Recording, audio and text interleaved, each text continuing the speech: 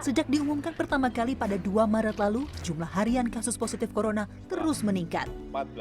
Pada 9 Juli, Indonesia untuk pertama kalinya mencatat rekor jumlah kasus harian di atas angka 2.000.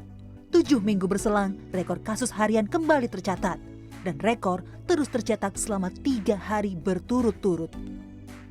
Dari Big Data itu memang melihat pergerakan penduduk yang luar biasa. Keluar dari Jakarta menuju hampir di semua wilayah kota-kota besar itu terjadi mobilitas yang tidak biasa. 2 minggu yang lalu kan kita melihat bahwa liburan panjang itu kan dari weekend, dan karena ini 2 minggu berturut-turut, maka peningkatannya akan terjadi hampir setiap hari dan mungkin sampai minggu depan.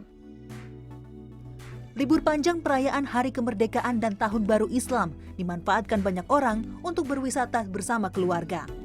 Menurut data dari Jasa Marga, pada 14 hingga 16 Agustus ada hampir 500.000 kendaraan yang meninggalkan Jakarta melalui jalur tol. Naik hampir 19% dibandingkan lalu lintas normal sebelum pandemi terjadi. Tak hanya itu, Jasa Marga turut mencatat bahwa ada sekitar 41% kendaraan yang belum kembali ke Jakarta hingga 18 Agustus. Mereka diduga melanjutkan kegiatan liburan hingga perayaan Tahun Baru Islam berakhir. Hal serupa juga terlihat di 19 bandara. Setelah lama sepi, Angkasa Pura II mencatat peningkatan pergerakan penumpang yang signifikan di bulan Agustus.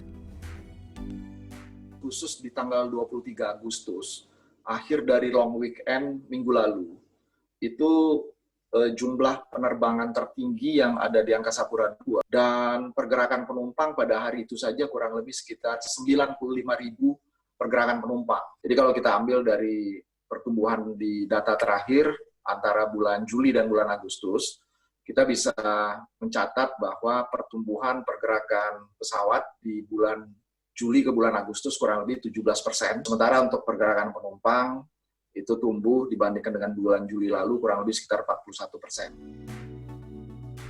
Sejumlah lokasi wisata pun turut mencatat peningkatan jumlah pengunjung yang cukup tinggi. Taman Mini misalnya menerima sekitar 9.000 pengunjung. Di hari libur Tahun Baru Islam, ribuan orang bahkan memadati Pantai Pulisan di Kupang di Sulawesi Utara. Pergerakan manusia di waktu yang bersamaan inilah yang diduga menjadi salah satu penyebab kasus harian positif virus corona terus meningkat.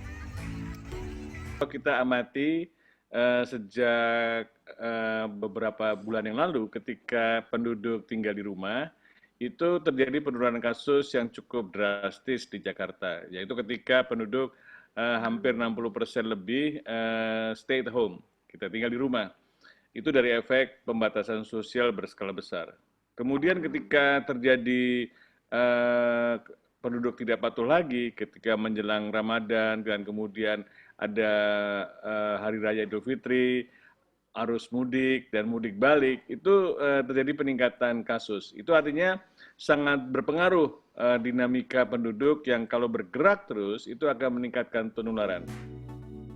Sejumlah epidemiolog memperkirakan jika pemerintah tak tegas dalam penanganan pandemi dan masyarakat juga tidak serius melaksanakan upaya pencegahan penyebaran virus, maka kasus positif harian akan terus meningkat dan baru akan mencapai puncaknya di awal tahun 2021.